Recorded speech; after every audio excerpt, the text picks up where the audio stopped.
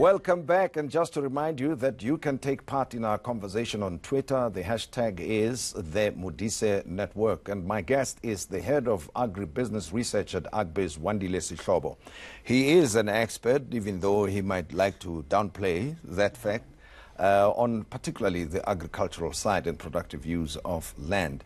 What is your view of the way modern-day South Africa has gone about land restitution program from 1994, that is, until right now? Sure, a broad question, but Tim, I think if we're to put it in a short way, is the fact that the pace obviously hasn't been as fast as it was desired, because there were all of these targets of having moved 30% at a certain time frame, and we didn't really succeed on doing that. But I think that to say land reform as a complete failure is somewhat unfair. I would say acquisition would mean government buying land from white people to inside. There has been a bit of a movement there, even though unsatisfactory, but the problem has been redistributing what has already been acquired. I think there we haven't moved rigorously, which is why I think with the current discussion as well, we begin now to reflect back to say, what has the government really done from 1994 up until today? Is there land that was acquired not really distributed to people? What needs to be put in place so that people could begin to have some bit of rights to use that land, and also see investments coming on? So I think the debate is healthy, and it will lead to some productive stuff. If we were to focus, right, on, there's ownership, we've already probed that, but look at land for productive use. Where do you think the emphasis should lie?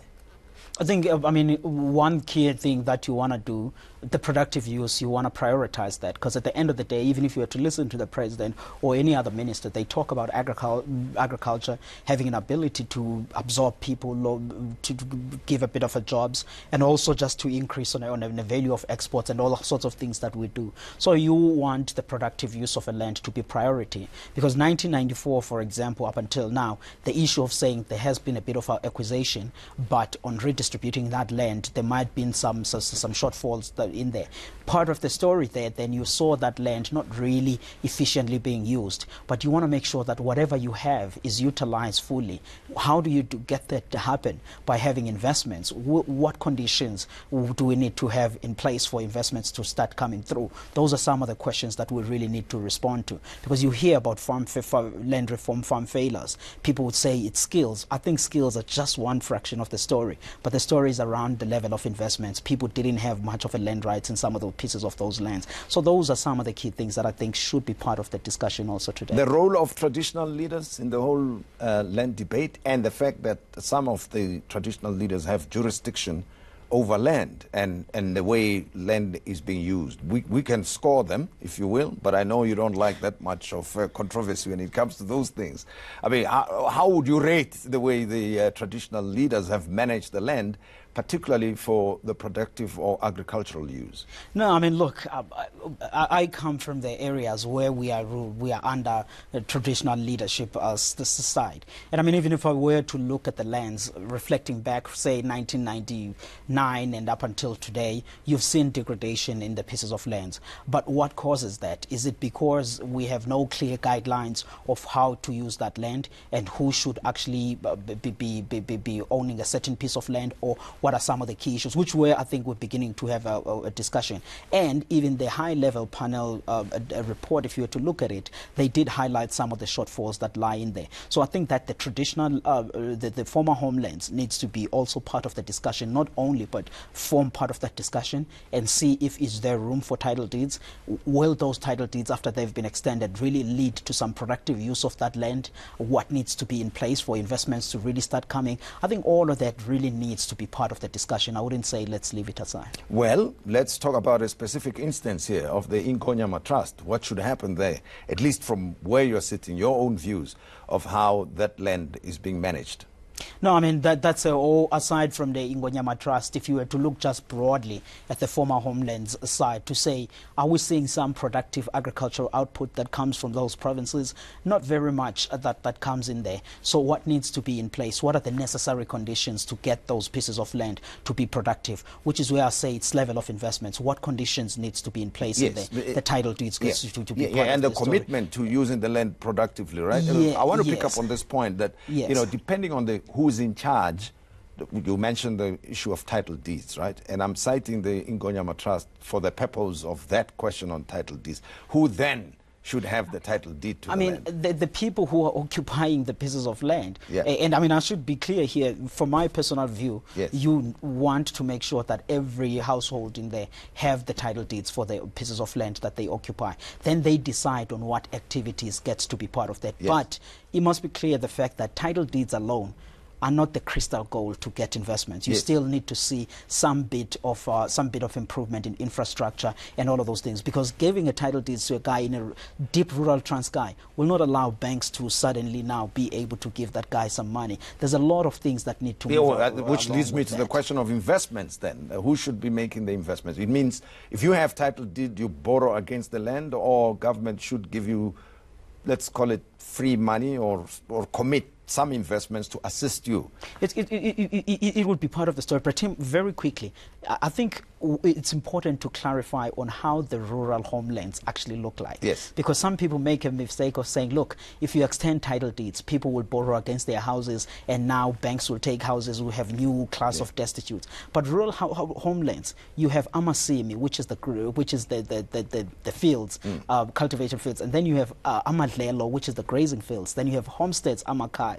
Then if you can begin perhaps to extend title deeds for all the agricultural use lands, and then once you have that in place, you then say, okay, is the infrastructure in those areas around there? And then government can play part in terms of infrastructure. Once you have infrastructure, then the people who own those pieces of land could raise a certain portion of money through borrowing from the banks, and then you can begin to think about some of the other government support that could come in place. So it's a whole complex process, but I think it's necessary to have conversation to unlock that value. And of course, talking about unlocking the value, new opportunities. I saw the article recently that you wrote, and we have been having a chat on social media about it, that Dagga is now legalized, right? And for private use. For private use. But does that offer opportunities for commercial farming? Because whoever trades in it is still faces the consequences of being arrested and being criminally charged. So are there opportunities, you think,